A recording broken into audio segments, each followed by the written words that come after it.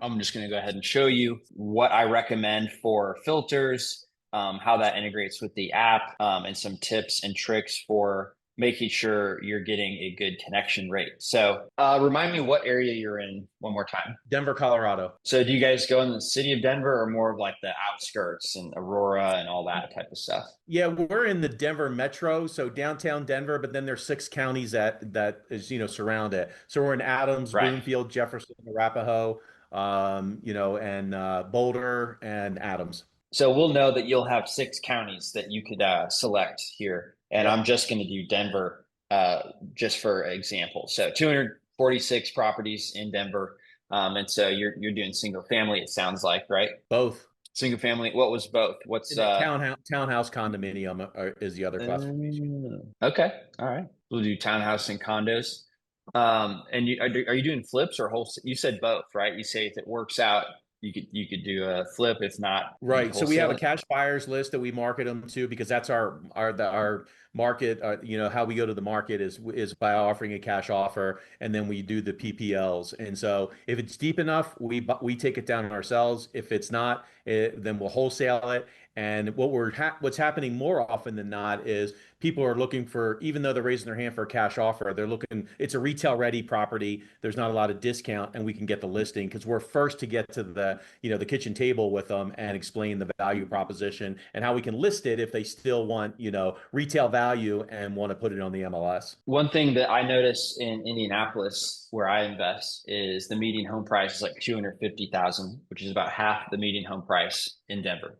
Right. Um, in markets like Indianapolis, there's some streets where the best nicest house is worth $100,000. So if you buy like a rundown house, you would have to fix it up, and you can't fix up a house for 100,000 and then make money on it if the best house on the street is worth 100,000. You get where I'm going with this, right? Yep.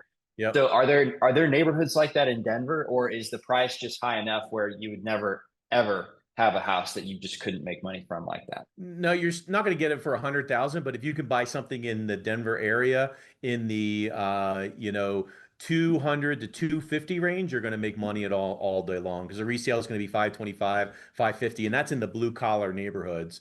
Hmm. And so the problem with Denver is nothing cash flows because the price point, and so Hmm. almost everything is a fix and flip. There's very few buy and hold. But you can absolutely make money, but you're not buying anything at 100,000. So we had this building condition, and I was going to try to look for if Denver had this data populated, and most of them are average, but this comes from the county assessor every year. They drive by, they actually report the building condition. So a lot of people didn't know this filter was there, and it's one of my favorite filters in cities where, especially some cities, they're a little more liberal with their what they rank as poor condition. You get what I'm saying? Yep. Um, Fair. What do you think is fair is better or worse than average?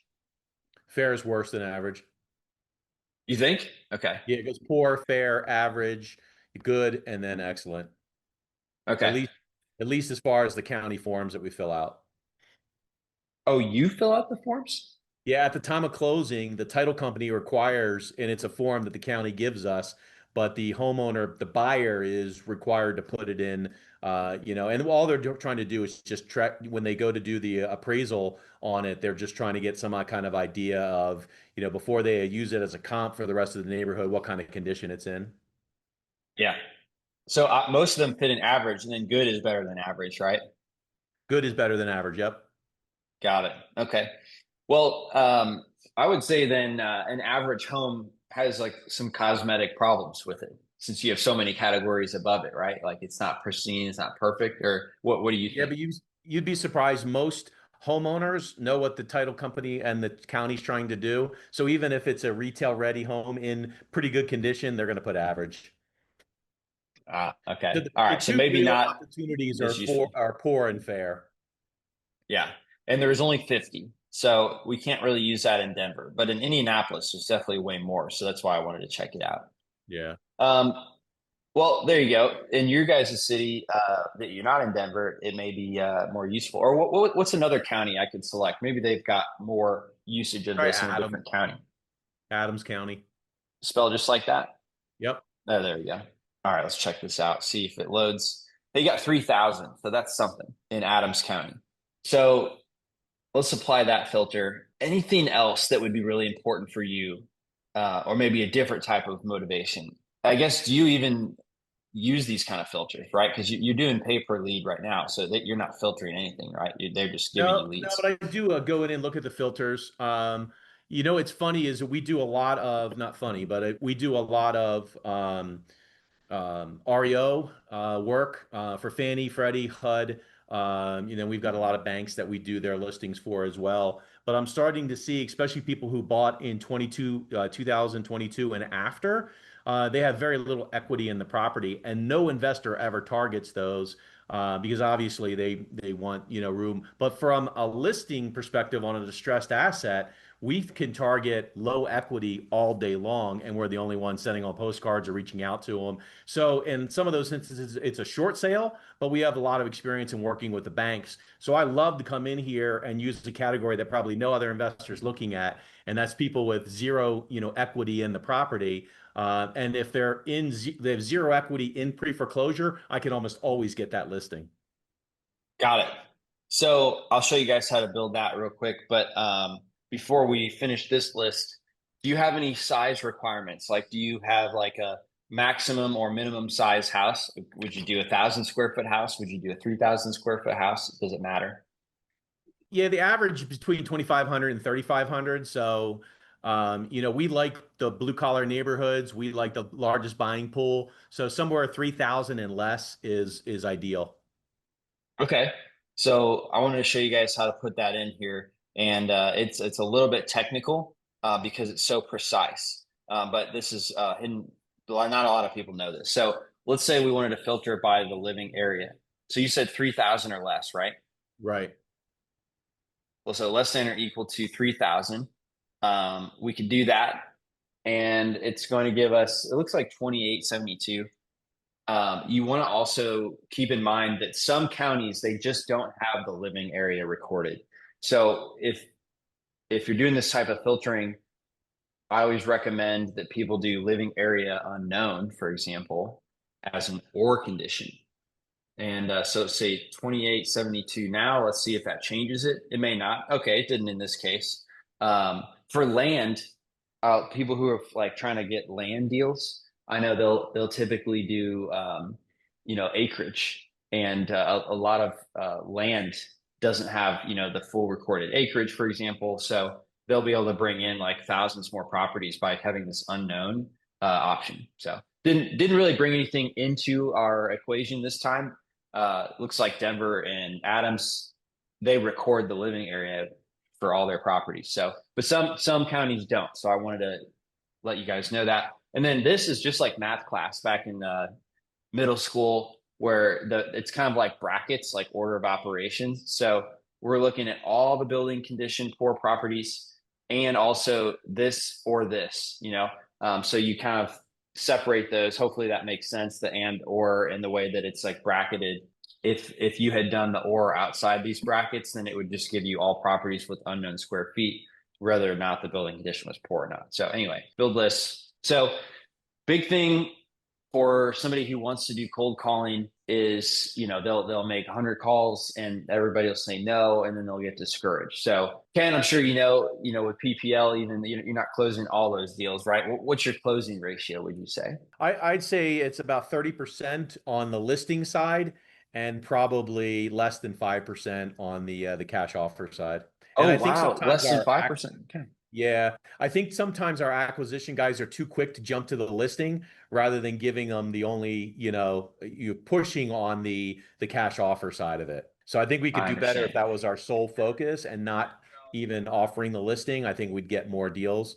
But yeah, less than 5% on the cash offer and about 30% on the listing. Okay, got it. All right. So if you guys are trying to generate your own leads, you're going to get some people who are interested, right?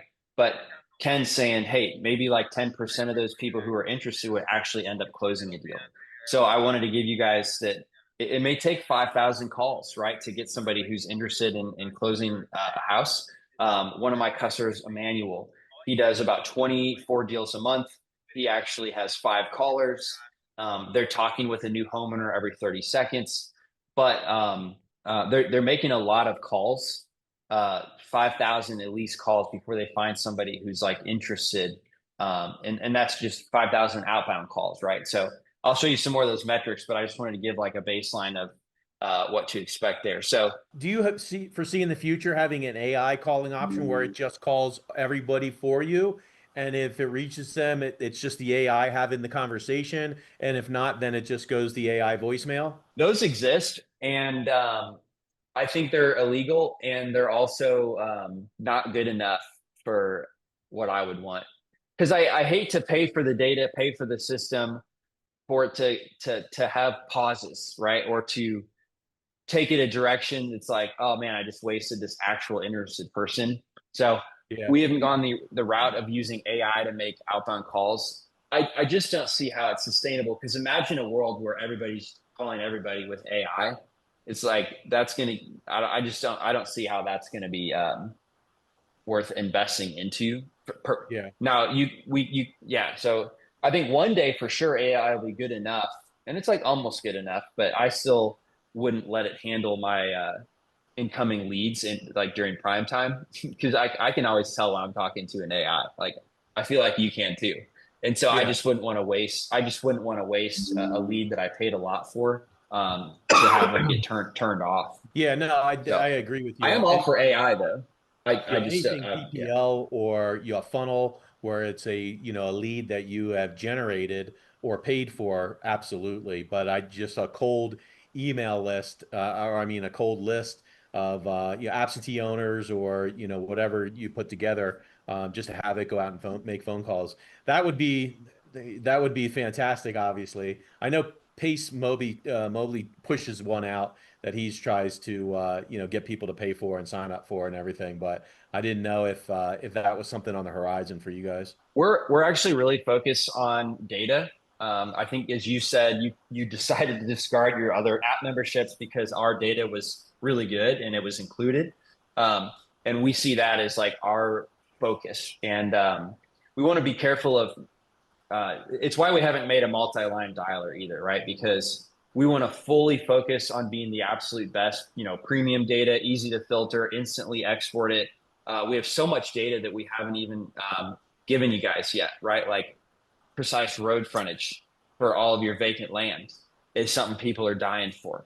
Um, there's just so much data like that we're focused on, so that we are the best data. And if you're doing it at a massive scale, you need a multi-line dialer. We're going to have the best way to export it for you, right? So that brings me to my next thing. If you have 3+ callers and you're calling more than 10,000 people a month, you could select all. You can go to lead actions. You can go to export leads. Right now, we have 2 different types of exports. We have the contacts. That's what you want. The properties is good, but it's just not really as good for cold calling. You want to export the contacts, because that lets you filter out likely property owners. For the same reason I said you want your dialer to set up only to export likely property owners, the contacts lets you do that.